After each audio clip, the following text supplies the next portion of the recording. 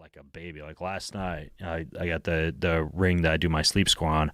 I slept 8.5 hours last night, and I take 100 milligrams of CBD. I take a little bit of melatonin, and I'm just out. But you got to take a lot of it, and you wake up kind of groggy when you do. Really? But if you're used to that, and you know, like you get up, shake it off, 10 minutes later, you're good to go. What's the CBD grogginess works coming very from? well. Probably just overstimulation of the endocannabinoid system. You're just like super relaxed, which I want to be when I sleep. Right, of course, yeah. Yeah, so it works. What about regular marijuana? Does that affect your sleep? Do you find it beneficial or no? So CBD can enhance your deep sleep cycles, all right, which is when a good majority of your neuronal repair and recovery occurs. THC allows you to sleep, and it actually decreases sleep latency, how long it takes you to fall asleep, but it does reduce the amount of time you spend in deep sleep.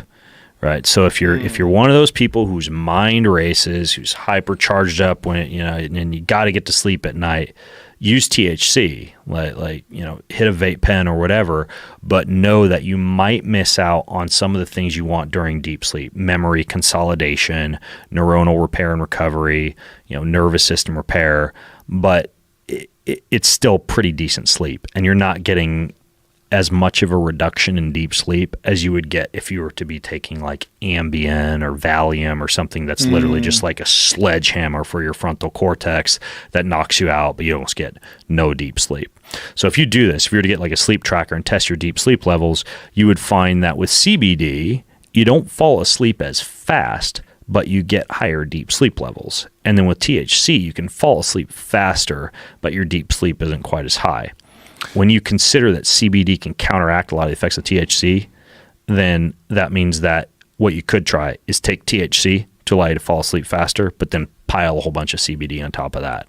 And I've done that before too, where you just take a hit on a vape pen and then take a bunch of CBD and you shoot for the best of both worlds. Yeah, folks that are taking Ambien, especially people that are doing it virtually every night, that has got to have a profound effect on your brain's ability to recover.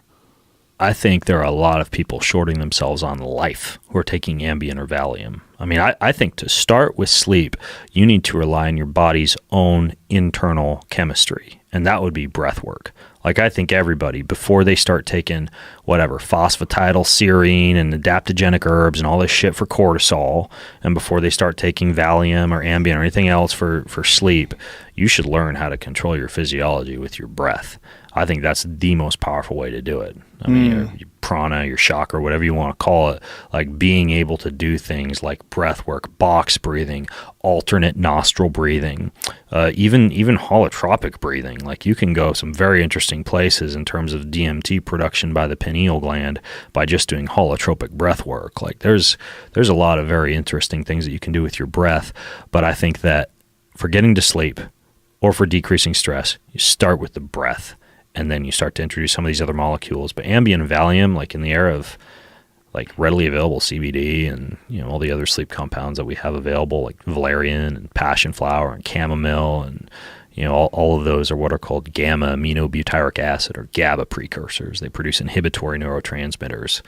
Like, I don't understand why people are still taking Ambien and Valium. Because they're idiots. Yeah. They're just addicted to it, or they just want a pill. I mean, that's essentially what it is. They want fat in their buttocks, and they want Ambien and Valium. I don't know if it's the same folks, but many times it is. Yeah. I think it's our president. I think our president takes that shit. I think he's sleeping with Ambien. I think a lot of politicians do that. Yeah. Well, they can't sleep otherwise. They're fucking ruining the world. Right. I found that if my brain is racing, just completely concentrating on breathing in and breathing out, and concentrating on just the breath itself, like really being cognizant of it, and slow, deliberate breaths in and out and in and out. By doing that over long periods of time, I've found that I can pretty much conk myself out. You can, but that takes focus. A lot of people are not willing to learn how to do that because they want the fast track out. They just want to take a drug and pass out. That is the thing, right? They just want a pill. Yeah. It's very unfortunate that those things exist, and that sort of thinking is, it's reinforced. Yeah. It's encouraged, in fact. All these ads and all these doctors and different people, well, if you have a hard time sleeping, I'll just write your prescription. And the next thing you know. And I mean, you look at the animal world, like they self-medicate. They'll use clay for parasites, and, dogs will eat grass for stomach issues. And, I guess birds now are putting like nicotine in cigarettes in their nests because there's some kind of benefit to that. And, you see animals self-medicating. You see our ancestors using everything from, cannabis to Ceylon cinnamon to, all sorts of different derivatives for thousands of years. So it's not like supplementation or self-medication or the whole creation of pharmaceuticals is something that's unnatural or not an acceptable human activity. But once you start to use it as a crutch, I think that's where you run into issues. Like once you deny the human body's ability to be able to heal itself or to be able to decrease stress on its own, and you begin to rely on these exogenous chemicals, I think that's where you start playing with fire. I just wonder what's happening to people's minds over long-term use of this stuff, where you're not going into these deep sleep cycles and you're using it every night, because essentially once you get hooked on it, a lot of people have a really hard time sleeping without it. Yeah. I mean, they're shorting themselves, right? Right, but I wonder what studies, if memory, it's learning, like that. That's where a lot of that type of stuff happens. Yeah. I mean, it's the same thing with